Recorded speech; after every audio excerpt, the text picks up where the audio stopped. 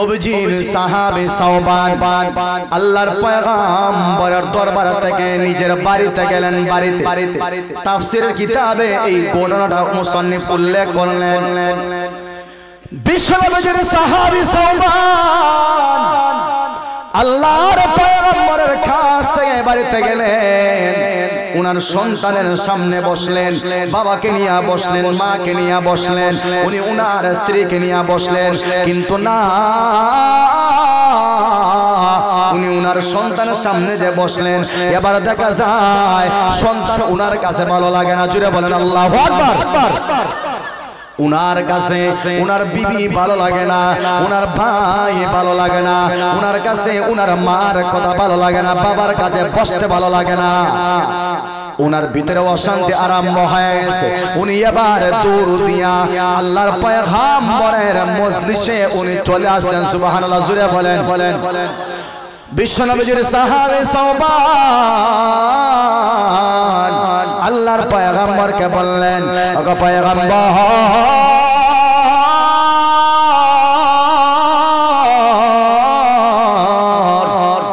আপনার দরবারে যত সময় আমি বসি আমার দিলে শান্তি পায়, আমার ভালো লাগে, আমার মনে বড় শান্তি লাগে। সুবহানাল্লাহ। নাই বিশ্বনবীর সাহাবী সাওবান আল্লাহর পয়গম্বরকে বললেন, ইয়া রাসূলুল্লাহ, ইয়া হাবিবাল্লাহ,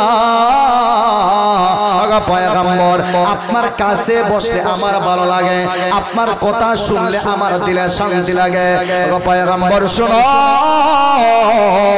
আপনার জবান মুবারক থেকে জান্নাতের আলোচনা শুনলে আমার বড় মজা লাগে, আপনার জবান থেকে জাহান্নামের আলোচনা শুনলে আমার দিলে শান্তি লাগে। সুবহানাল্লাহ।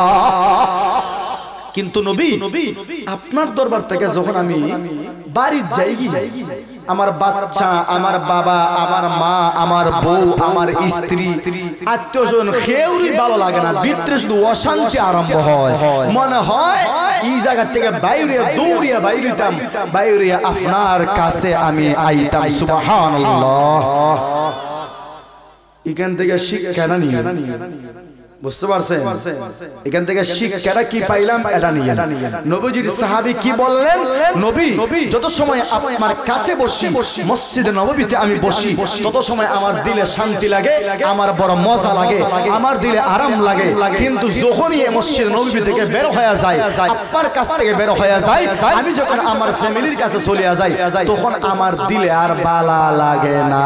সুবহানাল্লাহ। না, তারার হাইসিয়ত, তারার হালত আর আমরার হালত কোন পর্যায়ে আছে?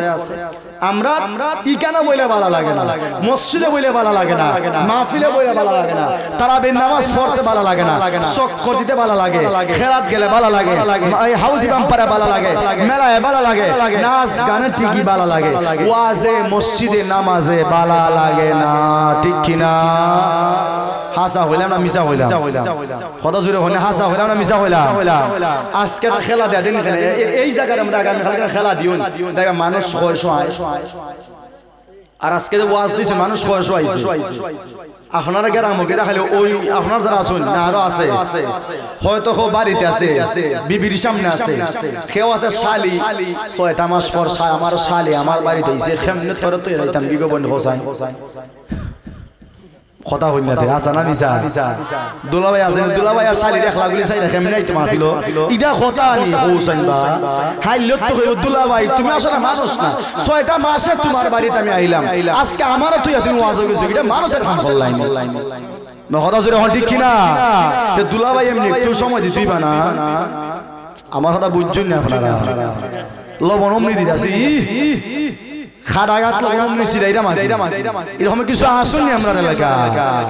এরপর আজকে সুযোগ বাইও জিগাইতো নাই, বড় বাপেও জিগাইতো নাই, আমি যার সাথে মানে ফিটিস করি তার সাথে আজকে দেখা করার বা কথা হওয়ার আজকে সুবর্ণ সুযোগ। কথা হই না চাচাইতে আপনারা বুঝতো না, ও আমার এরাই বুঝবো, তা সকলটা বুঝলই তো নাই, চাইটা দেওয়া লাগে কিনা হন, ঠিক কিনা? ঠিক জুড়ে হই ফিচ্ছিরাই হঠি বুঝা গেলে হ্যাঁ ওইটা বুঝি পুরো ফাঁকি গেছে, বেশি থাকতো না, সমস্যা আছে। বুঝছেন নি ভাই? আল্লাহ যেন হেফাজত করে, জুড়ে ওখানে আমিন। আপনারা লইয়া বর্তমানে আমরা খুব হিমশিম খাই না, আমার খুব ডর আইতাছে। কারণ বর্তমান যে জমানা, বর্তমান যে জমানা, এই জমানা কোন জমানা? এটা আখেরি জমানা। এটা কোন জমানা? আখেরি জমানা। মানে বাসাই বুঝেন, এটা আখেরি, আখেরি মানে বাসাই গিলা খুব কঠিন জমানা, খুব কঠিন জমানা। যেই জমানায় ইউসবিহুর রাজুলু মুমিনান ওয়া ইউমসি কাফিরান, যেই জমানায় সকালে একজন মানুষ ইমানদার থাকবে, বিকালে বিকালে নাউজুবিল্লাহ হইতা নাই। আর একটু আস্তে হন নাউজুবিল্লাহ। সকালে সে ইমানদার থাকবে, বিকালে সে অটোমেটিক বেঈমান হয়ে যাবে। কথা জোরে বলা ঠিক কিনা? এটা হলো এই জমানা। আমরা দুনিয়ার স্বার্থে ঈমানকে বিক্রি করে দেই, দুনিয়ার স্বার্থে আমরা সব বিক্রি করে দেই। তারপরও আমার দুনিয়া টাকা দরকার, টাকা দরকার। কথা জোরে বলা ঠিক কিনা? কাজী ভাই, আমরা যে জমানাতে আছি, নবীজি বলতেছেন বাদিলু বিল আমাল, তোমরা তাড়াতাড়ি। হাদিসের পরের অংশ আসছে যে অন্ধকার রাত্রির মতো ফিতনা আসার আগে আগে তোমরা তাড়াতাড়ি নেক আমল করো। সুবহানাল্লাহ, জোরে বলেন। নবীজি হাদিসে বলছেন যে অন্ধকার রাত্রির মতো ফিতনা আসার আগে আগে নেক আমল তাড়াতাড়ি করো। আর আমরা নেক আমল আস্তে করতাম না, তাড়াতাড়ি করতাম। আর একটু জোরে হন, তাড়াতাড়ি না আস্তে। আমার ভাইয়েরা, আল্লাহর পয়গম্বর মসজিদের নববীর মধ্যে উনি বসা, একজন বেদুইন লোক আল্লাহর পয়গম্বরের কাছে আগমন করলো। আসিয়া বলল, পয়গম্বর আমাকে কিছু আমল বলে দেন, তুল্লানি আলা আমালিন, আমারে কিছু আমল বলে দেন যেগুলো করলে আমি সুজা জান্নাতে যেতে পারি। সুবহানাল্লাহ। আল্লাহ পয়গম্বর বললেন, এ সাহাবী ভালো করে শুনো, 5 ওয়াক্ত নামাজ পড়বা, রমজান মাসের রোজা রাখবা, যদি সম্পদ হয় যাকাত আদায় করবা। সুবহানাল্লাহ। নাই যদি সম্পদ হয় যাকাত আদায় করবা, হজ করবা, যদি টাকা পয়সা হয়। আল্লাহর পয়গম্বর সাহাবী এবার চলে যাইতেছেন। আল্লাহর পয়গম্বরকে এবার বললেন, লা ইয়াজুদু ওয়ালা ইয়ানকুসু। ওগো পয়গম্বর, আপনি আমারে যা বললেন আমি এখান থেকে এখানে কিছু বাড়াইব না। লা ইয়াজুদু ওয়ালা ইয়ানকুসু, এখানে যেটা বলছেন আমি সেটাই করব। এক কথা, আমি নিজের ব্যক্তিগত কিছু বাড়াবো না, আবার নিজের ব্যক্তিগত কিছু কমাবো না। সুবহানাল্লাহ।